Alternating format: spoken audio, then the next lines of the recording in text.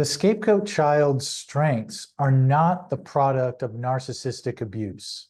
Do you see the way you are as a result of how you had to cope with a parent's narcissistic abuse? Do you attribute your strengths to what a narcissistic parent required of you? When people see your strengths as part of who you are, does it seem like they really don't know you? It can be confusing for a scapegoat survivor to know who they are apart from how they coped with a parent's narcissistic abuse. For example, survivors who are empathic may see this as a result of having to take care of their parents' emotional demands. Now this quality becomes a reminder of how they were exploited.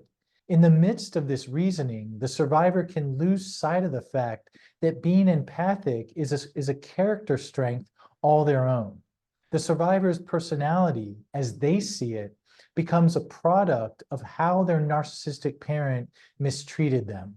In today's video, I explain why the scapegoat child's strengths are not the product of narcissistic abuse. There are 3 reasons why the scapegoat survivor may think this in the first place. They had to adopt the belief that they are defective. They were deprived of the feedback needed to know who they independently are in the world, and they were treated as though they are an extension of their parent. This all makes it really hard to know oneself in a standalone way. Last, I'll offer an anonymized case example to illustrate these ideas. My name is Jay Reed, and I'm a licensed psychotherapist in California, and I specialize in recovery from narcissistic abuse. In my professional and personal experience, I've worked to identify the fundamentals to the process of recovery. And this has led me to what I call the 3 pillars of recovery. Pillar number 1 is making sense of what happened so that you know it wasn't your fault. Pillar number 2 is moving away from narcissistic abusers and towards safe people. And pillar number 3 is living in defiance of the narcissist rules. I think it's also essential to find and participate in communities of people who can get, validate, and support you on this path. I've both seen and experienced large improvements in quality of life after applying these pillars. And I also like to mention that I'm offering a new free ebook called 4 Ways to Heal for Adult Scapegoat Survivors. And in it, I offer 4 strategies to reclaim your authentic self from the fake and painful scapegoat identity, learn and apply the science behind gaining distance from narcissistic abusers, know the secret to reducing social anxiety for scapegoat survivors, and a way to accept yourself as the fallible and valuable person you are. You can find the link to the book in the description box below. Also, I want to mention that I'm starting an 8-person online clinical consultation group for licensed mental health professionals worldwide who treat survivors of narcissistic abuse. If you're interested, you can also find the link to the group in the description box below. 3 reasons why the scapegoat survivor sees their traits as a reflection of their narcissistic parent. Scapegoat survivors who are engaged in the first pillar of recovery, making sense of what happened, may see themselves as a product of how their parent treated them. And I think there are 3 reasons for this. Reason number 1, having to believe you are defective. Without doubt, the scapegoat child has had to live through an abusive situation. Instead of being appreciated, encouraged, and understood by a parent, they are deprived, devalued, and controlled. This kind of life can make fear and anxiety a near constant companion. They are trying to do well by their parent, yet so often told that they are wrong and flawed. This is one of the most stressful situations we can face, fearing an outcome, yet having no control over whether it happens. The scapegoat child finds a way to manage the stress of being devalued when they want to be valued by their parent. Although they cannot control how their parent treats them, they can adjust how they experience it. When they see themselves as deserving of their parents' love, then they feel more shock and emotional pain when their parent treats them poorly. When they see themselves as defective, however, their parents' abuse is no longer a surprise. Now the child does not expect to be treated well by the parent. There's no longer a bad outcome happening that's out of their control. Their parent is simply treating them as the defective person they are. None of this feels good, but the stress over when their parent will turn on them is lessened. If the scapegoat survivor has to believe they are defective, then their personal strengths will be obscured. They may see their personality to be a byproduct of the abuse they suffered. And this can be a subtle way of denying themselves credit for their positive attributes. By seeing their strengths as something developed to cope with their narcissistic parent, they take no ownership in them. Their belief that they are defective once helped them survive, but is now making it hard to see themselves as they actually are. Reason number 2, lack of accurate mirroring. Remember the saying, if a tree falls in a forest and no one is around to hear it, does it then make a sound? Well, that applies to children trying to build a sense of their identity in the world. In order to gain a solid sense of themselves, they need an interested, curious, and loving parent to hear and reflect back the sounds they make. This lets the child know that what comes from them has an impact on the other and generates a corresponding response. As this process happens over and over, the specific ways the child acts upon their environment and gets responded to form the basis of their identity. This kind of response from a parent is called mirroring. Well, the scapegoat child is not regarded as an independent person who deserves certain responses from their parent in order for the child to develop. The parent is too consumed with maintaining their own inflated yet fragile self-worth. They do not think to listen for and accurately reflect back the sounds made by their child. The child is deprived of seeing the reverberation of their character in their relationship with their parent. Instead, they're psychologically left on their own to piece together who they are. If the narcissistic parent does hear the child, they may do so in a self-serving and distorted way. By definition, the parent will see the scapegoat child as worthless, then coerce that child to think of themselves this way. They can do this by negatively reflecting back the child's impact on them.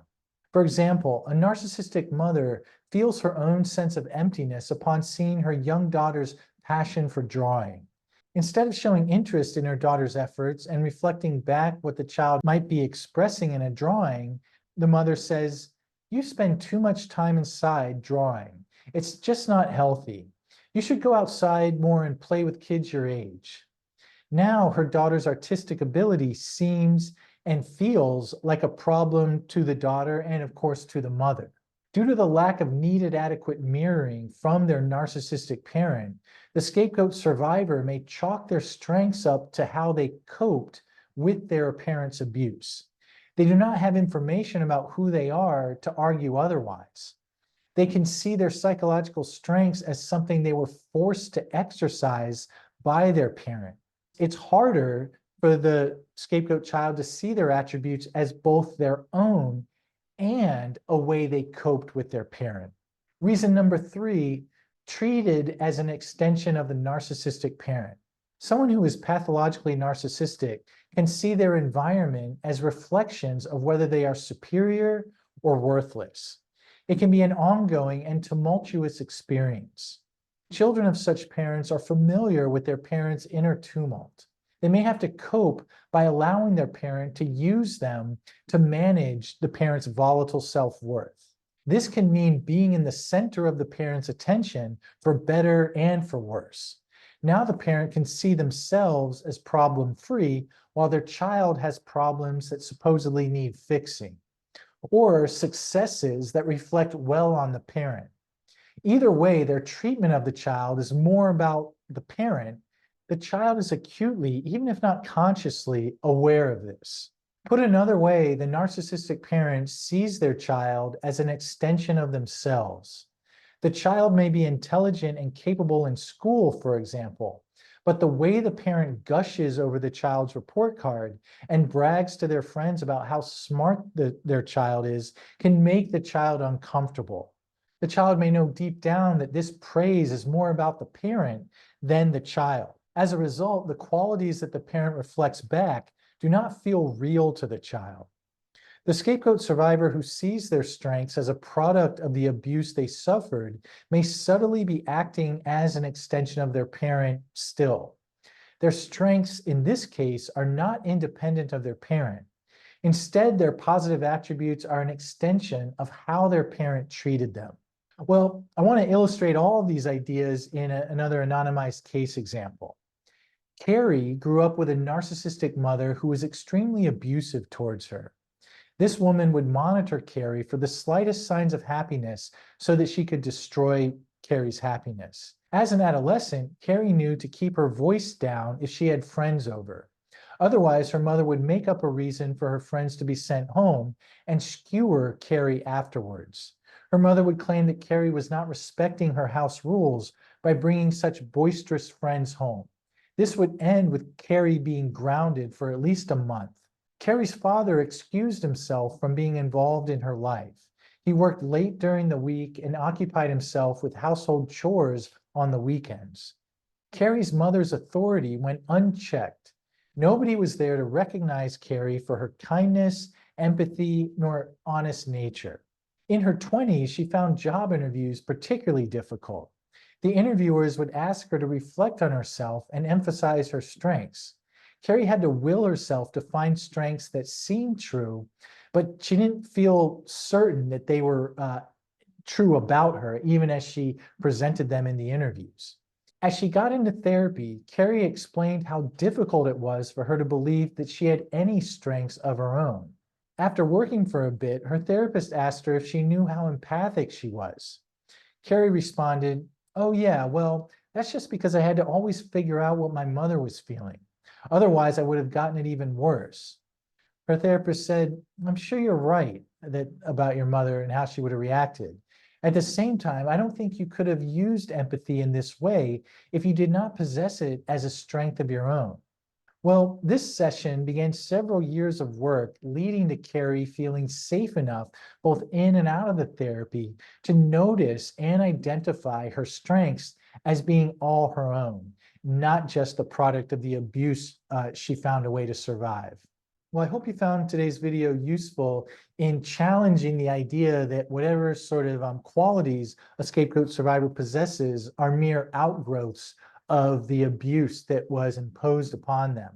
I think doing this in an implicit or subtle way can take away from the kind of very real strengths that I think a scapegoat child and later survivor has to have to begin with in order to survive as they do.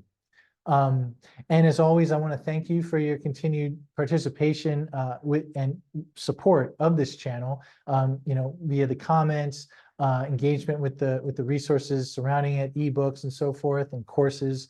And with that, I look forward to posting again next Friday. Take care.